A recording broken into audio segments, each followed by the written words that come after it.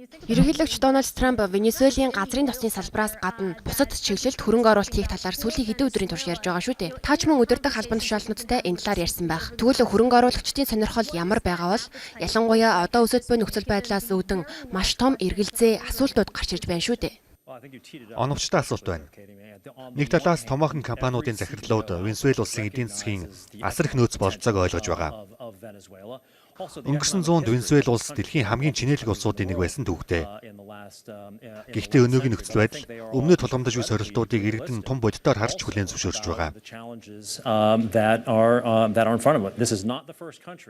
Байгалийн нөөцөөр баялаг хэрнээ олон жилийн турш буруу удирдлагад ор оновчгүй бодлогоор явж ирсэн. Дээрээс нь хориг арга хэмжээ зэрэгс болж эдийн засгийн сүйтгэл улсуудыг бид өмнө нь харж байсан. Аливаа амлалтыг бодит ажил хэрэг болгох замын хүзүү нэлээ урт байдаг. Өмнө нь тантай ярилцсан Америкагийн хэлсэнчлэн шийдэгдээгүй олон асуудал, хариулт нь олдоогүй олон асуулт байна. Венесуелийн улс төрийн дэглэм одоогоор ямар статустай байна вэ? Америк нэгдсэн улсын засаг захиргаатай ямар харилцаатай байгаа? Цаашлаа тус улсын зэрэг арим, аюулгүй байдлын тал дээр ямар байр суурьтай байгаа гэх мэт олон асуулт бий. Одоогоор сөрөг хүчнийхнээ шахагдаад байгаа ч ердөө 18 сарын өмнө иргэдийн 70% тэднийг дэмжиж байсныг санах нь зүйтэй. Ираны жишээг харж болох юм. Сүүлийн үед Ирак, Панама болон бусад улсын түүхэн замналыг алцуулсан жишээнүүд их яригдж байна шүү дээ. Эдгээрийг нарийн авч үзвэл ялгаатай талууд байгаа ч тодорхой нийтлэг талууд ч ажиглагдана. Америк нэгдсэн улс Саддам Хүсейнийг унахад иракчууд баярлан хүлээн авч байсан. Гэхдээ улсынх нь газрын тосны нөөцийг ашиглах, эсвэл тэднийг зохисгүй байдлаар удирдах гэж оролдвол Америк нэгдсэн улсыг эсэргүүцнэ гэсэн байр суурьтай байсан шүү дээ. Гэхдээ нэг том ялгаатай нь үнцгийг олох нь зүйтэй байх. Ирак болон Панамаас ялгаатай нь Америк нэгдсэн улс Венесуелийн удирдлагыг шууд гартаа авсангүй. Николас Мадурогийн дэд ерөнхийлөгч Дельси Родригес тангараг өргөж ерөнхийлөгчийн үргийг гүйцэтгэж байгаа. Тэгэхээр эрх мэдэл Родригесийн гарт хിവэрэ байна гэсэн үг. Тийм ээ, маргаангүй. Даваагарагт үндэсний ассамблей Дельси Родригесийг ерөнхийлөгчийн үргийг төр орлон гүйцэтгэгчээр томилогдохыг хүлээн зөвшөөрсөн. Тэрээр Америк нэгдсэн улсад хандан нөхцөл байдлыг намжаахыг зорьсон өнгө аястай мэдээллүүд хийж эхэлсэн. Дональд Трамп ч мөн Вашингтонтой хамтран ажиллаж Венесуелийг дахин агуу улс болгоно гэж дурдсан. Венесуелийн төр ерөнхийлөгч болон Трампын засаг захиргааны хоорондын харилцаа бэхжиж эсвэл өөрчлөгдөж эхлэх энэ үед таны хувьд юунд төвлөрч анхааралтай ажиллах вэ? Танай үйлчлүүлэгчид юунд хамгийн их анхаарах вэ? Харилцагчид маань юун түрүүнд Венесуэлд олон улсын компаниуд үйл ажиллагаа явуулахад бизнесийн орчин хэр тодорхой байгааг мөн цаашдаа ирээдүйг нь ажиглах болно.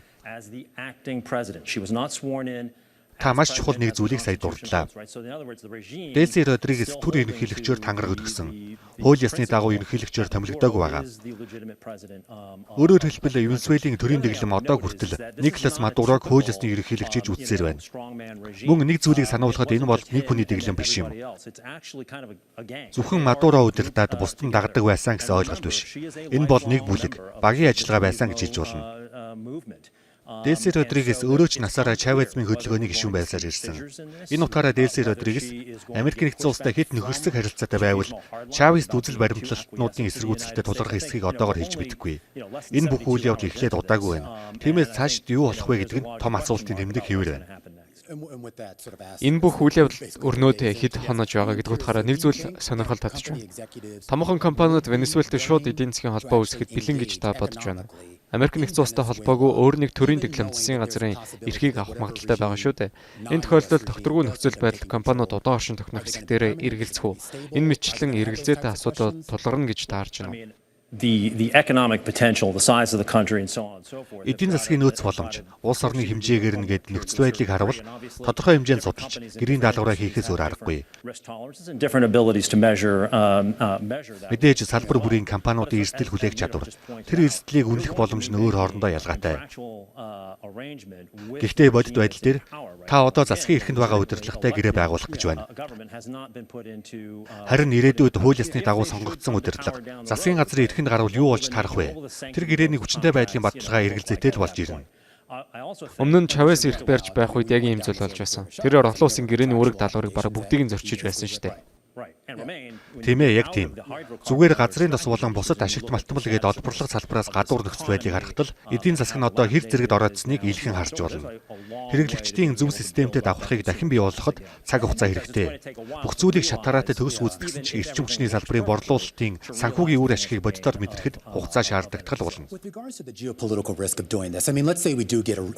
Геополитикийн эрсдлийг авч үзвэл жишээ нь тэнд товарын бүтээгдэхүүний дэд бүтцийг байгуулвал Bloomberg-ийн тооцоолоор дорож 100 тэрбум доллар хэрэгтэй байгаа. Үүний ихэнхийг хувийн компаниуд санхүүжүүлнэ. Гэхдээ Венесуэлийн иргэд биш Америк нэгдсэн улс удирдах явуулах нь геополитикийн талаас эрсдэлтэй юу? Энэ нь 19-р зууны үеийн цэрэг зэвсгийн хүчин цөөрөлсөн дипломат бодлого гэсэн ойлголттой нэлээд төстэй байгаа гэдэг утгаараа энэ сэдв олон удаа хөндөгдөж байна. Гэхдээ олон улс дамнасан төрөлцсөн корпорациуд дэлхийн бусад өнцөг болон бүрт үйл ажиллагаа явуулдаг гэдгийг санах хэрэгтэй. Мартаж болохгүй нэг зүйл гэвэл хэрвээ газрын тосыг нь Америк нэгдсэн улс манай эзэмшлээ гэсэн байр суурьтай байвал Венесуэлийн иргэд хэрхэн хүлээж авахыг мэдэхгүй.